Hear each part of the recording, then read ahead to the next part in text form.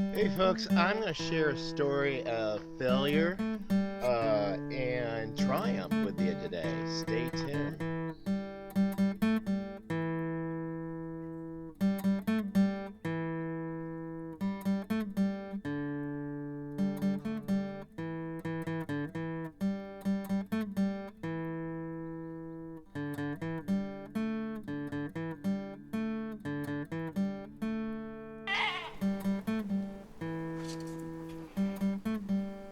Welcome back to Pine Meadows Hobby Farm. I'm your host, Jerry Hansen. I have to change the starter into this truck, and that's the fail part. And I have a little bit of a triumph to talk to you about, share with you, and some other little tidbits of information. Let me get started with the story. First, my attempt to put a starter in the truck. Attempt. Of course, you got to start out with the starter. Yeah. The end wrenches you're going to need is an 8, 10, and 13 metric wrenches. You're going to need a 16 millimeter socket wrench, an extender, half-inch extender, and a half-inch ratchet, and a half-inch torque wrench, because we got to torque these down to the manufacturer specs. So this wrench is for this little bolt of the nut right here, the little one. The number 10 is for the battery connector, and the number 13 millimeter is for the large one right there.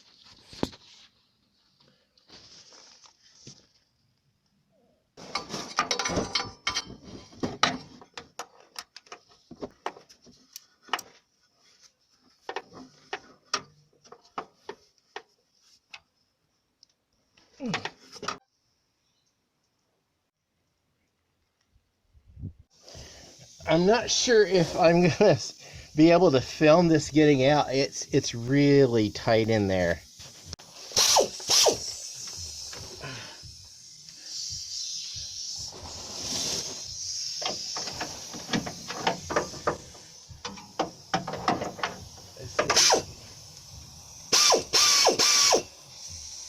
We need to loosen it. There we go.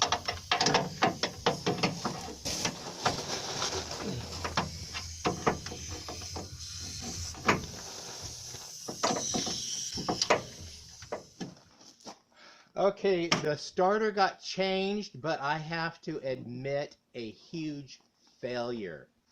I I am really transparent to my audience, and I show you my triumphs and my failures, but for the starter change on this truck, turned out to be a fail.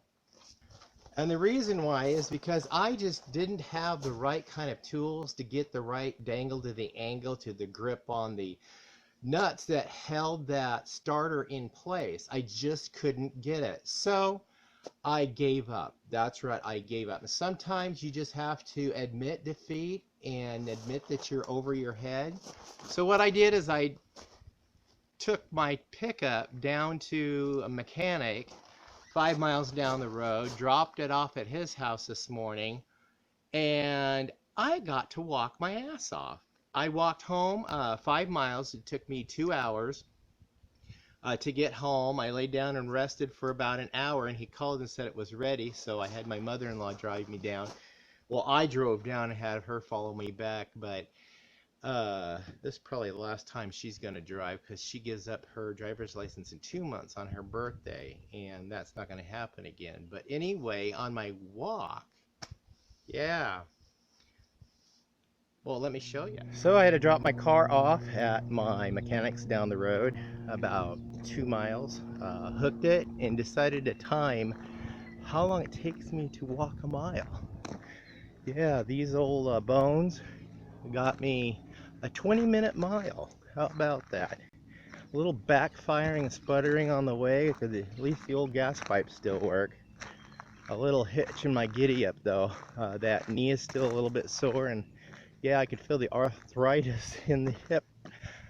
That's what comes with age. I'm 63 years old and just literally out here enjoying a walk and literally trying to walk my ass off, because I'm hitting the 1-year anniversary date for my epic weight loss journey. I began June 21st, 2020, and we're coming up real quickly in about 6 days on June 21st, 2021.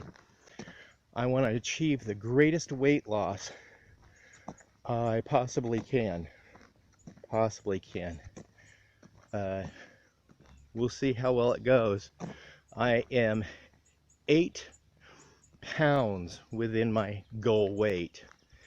So in this walk, the sweat, the walk, burning the calorie. I've only had 300 calories so far today, and it's like 10 minutes to noon. And I feel good because I only forage on 100 calories every 2 hours. And that's how I was able to sustain myself and obtain the dramatic weight loss. People, I feel good. For my age, I feel really, really good.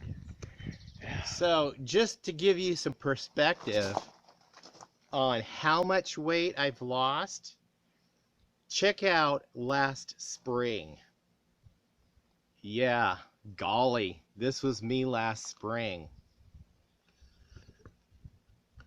And then this is me yesterday hanging out with the cast and crew on a movie set that I was, I have a supporting acting role in this movie. So I was hanging out with these creative people yesterday, and look at what I look like now. Now I have the 1-year anniversary date of the start of my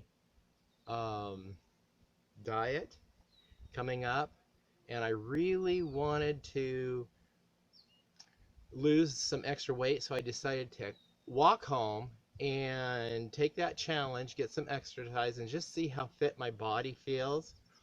Yeah, found out I'm not a young man anymore. No.